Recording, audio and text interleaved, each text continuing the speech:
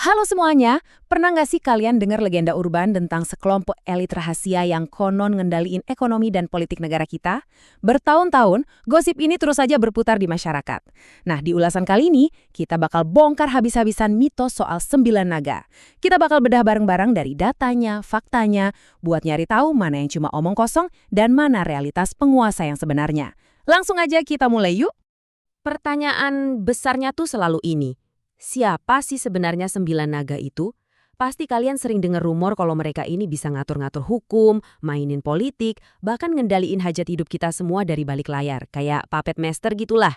Tapi pertanyaannya, apa benar mereka ini semacam sindikat rahasia layaknya di film-film mafia, atau ya cuma sekumpulan pengusaha yang emang kelewat sukses aja? Buat ngasih gambaran seberapa dalam ketakutan dan aura mistis seputar mitos ini, coba deh kita dengerin apa kata pengusaha sekelas Pak Jusuf Hamka. Beliau pernah bilang, naga ini ngeri dan nggak berani nyebut secara vulgar nama-namanya. Bayangin aja sekelas figur publik terkemuka pun sampai ragu buat nyebut nama mereka terang-terangan. Gila kan? Ini nunjukin kalau ada kekuatan dan pengaruh yang luar biasa gede yang lagi kita obrolin di sini. Oke, ini peta jalan buat ulasan kita hari ini. Pertama, kita bahas mitos dan fakta 9 naga, terus puncak kekayaan konglomerat kita, jejaring lobi dan politik, kedekatan dengan militer dan penguasa, jejak kontroversi, dan terakhir, realitas penguasa ekonomi Indonesia. Kita masuk ke bagian pertama nih, mitos dan fakta 9 naga. Kalau kalian baca teori konspirasi di internet, bayangannya pasti ini tuh organisasi rahasia yang terstruktur rapi. Tapi realitasnya, enggak gitu. Faktanya, mereka ini sama sekali bukan kelompok resmi. Mereka ini murni individu-individu, para taipan super kaya yang namanya bolak-balik nangkring di majalah Forbes. Mereka punya kerajaan bisnis raksasa masing-masing, yang kebetulan aja ruang lingkup pengaruhnya kelewat masif. Jadi nggak ada tuh yang namanya rapat rahasia pakai jubah persaudaraan. Terus siapa aja sih nama-nama yang sering dikaitin sama legenda ini? Nah, dari berbagai sumber yang kita telusurin, ini dia daftar terduganya. Ada Robert Budi Hartono yang megang BCA dan Jarum, terus Antoni Salim si Raja Pangan. Ada juga nama kayak Jakob Sutoyo di dunia lobi, sampai Tommy Winata yang punya jejaring kuat di militer. Masing-masing dari mereka punya arena kekuasaannya sendiri-sendiri, merajai sektor yang beda-beda. Lanjut ke bagian kedua, puncak kekayaan konglomerat Indonesia. Jujur ya, lihat angka-angkanya ini bikin geleng-geleng kepala. Kekayaan Robert Budi Hartono diestimasi nyentuh 23,7 miliar dolar atau sekitar 356 triliun rupiah. Disusul Antoni Salim dengan 11,3 triliun rupiah dan Dato Sri Tahir dengan 63 triliun. Uang segini mah bukan sekedar kaya lagi tingkatannya. Ini benar-benar jadi jangkar yang menopang roda ekonomi satu negara. Dan tahu nggak sih, bagian paling menariknya, pengaruh mereka ini sebenarnya nggak ngumpet di ruang bawah tanah rahasia. Malah ada di meja makan dan dompet kalian setiap hari. Coba deh kita nabung di BCA, makan Indomie atau sari roti, nongkrong di Indomaret, nonton TV pakai Polytron. Kerajaan bisnis mereka, kayak Salim Group atau Jarum Group, bener-bener nyata dan kelihatan banget muterin roda ekonomi harian kita semua. Nah, apa jadinya kalau cuan sebanyak ini terancam? Waktu pandemi kemarin, Robert Budi Hartono sempat rugi sekitar 1,5 triliun rupiah gara-gara kebijakan PSBB. Kalian tahu apa yang dia lakuin? Dia nggak tinggal diam. Dia berani langsung ngirimin surat ke Presiden Jokowi buat nolak kebijakan itu. Ini ngasih lihat banget gimana kekuatan kapital yang super besar punya jalur direct buat bersuara langsung ke istana. Masuk ke bagian ketiga nih, jejaring lobi dan politik. Pernah dengar nama Jakob Sutoyo? Namanya mungkin agak asing ya, secara nggak ada di daftar orang terkaya Forbes. Dia ini presiden direktur di balik pembangunan Hotel Elit JS Luansa. Tapi jangan salah, tahun 2014 dia bisa fasilitasin pertemuan tertutup tingkat dewa antara Jokowi, Megawati, bareng 5 duta besar dari negara-negara gede dunia.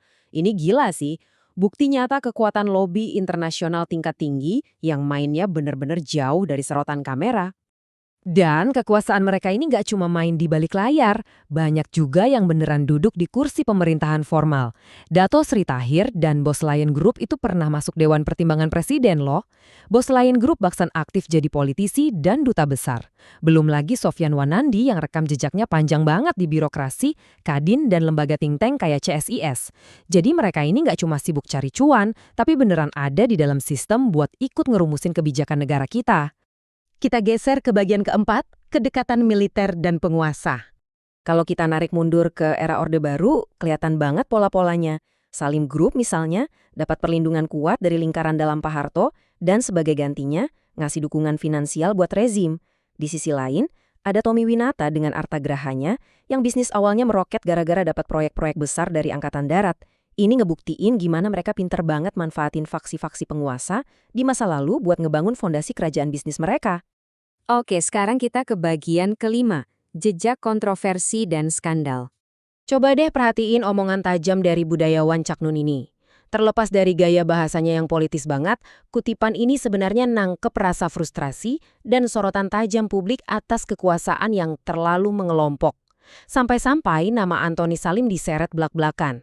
Ini ngasih lihat kalau posisi mereka di mata publik itu sebenarnya penuh pengawasan dan selalu jadi sasaran tembak opini.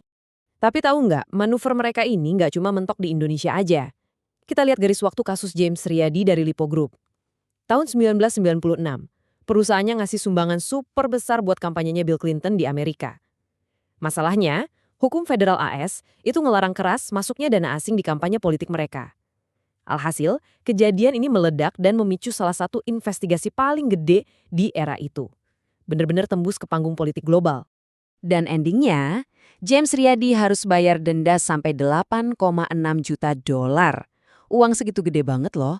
Pada masa itu, ini kecatat sebagai denda terbesar sepanjang sejarah kasus pendanaan kampanye di Amerika Serikat. Ini ngebuktiin sejauh apa jangkauan konglomerat kita dan seberapa besar resiko skala global yang berani mereka mainkan. Terus, di balik semua kesuksesan itu, mereka juga nggak kebal dari yang namanya ancur-ancuran bisnis. Ambil contoh tragedi Bank Suma. Edward Soryojaya, anak dari pendiri Astra, beli Bank Agung dan diubah jadi Bank Suma. Tapi apa daya, bank ini akhirnya kolaps dan ditutup paksa sama Bank Indonesia. Gara-gara ini, sang ayah sampai terpaksa ngelepas saham raksasa Astra buat nombokin utang-utang Edward. Jadi ya, sedikdaya apapun kekayaannya, bisnis mereka tetap aja bisa jatuh dan gagal total. Dan kalau ngomongin masalah hukum, daftarnya masih panjang banget. Kasus suap mega proyek Megakarta yang ngebelit Lipo Group, terus skandal dana pensiun Pertamina yang ngelibatin Edward Suyarjaya, sampai kontroversi gede mega korupsi Asabri. Bayang-bayang skandal hukum dan rentetan masalah ini ibarat hantu yang selalu nguntit di balik tumpukan harta mereka yang luar biasa gede itu. Bagian terakhir nih, bagian ke-6, realitas penguasa ekonomi Indonesia. Jadi, dari semua data dan fakta yang udah kita bedah tadi, kesimpulannya gini, 9 naga itu beneran bukan sindikat mistis atau semacam kelompok elit rahasia.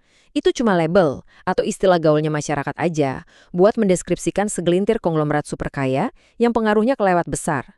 Kerajaan bisnis mereka berdiri sendiri-sendiri, kepentingannya juga beda-beda. Tapi, gara-gara skala modal mereka yang sangat raksasa, ditambah kedekatan mereka sama penguasa, ya secara alami, mereka ikut nyetir arah lanskap ekonomi dan politik di Indonesia. Nah, sebagai penutup ulasan kali ini, aku mau ngajak kalian mikir sejenak. Kita udah lihat bareng-bareng gimana merek-merek yang mereka pegang ada di rumah kita setiap hari. Dan gimana kuatnya lobi politik mereka dalam sejarah bangsa ini. Pertanyaannya, kalau kekuatan segede ini udah bergerak terang-terangan dan gak lagi ngumpet di balik bayang-bayang, gimana konsentrasi kekayaan semacam ini bakal ngebentuk masa depan negara demokratis kita? Coba deh kalian renungin. Terima kasih udah ngikutin ulasan ini sampai habis, dan sampai jumpa di pembahasan seru berikutnya.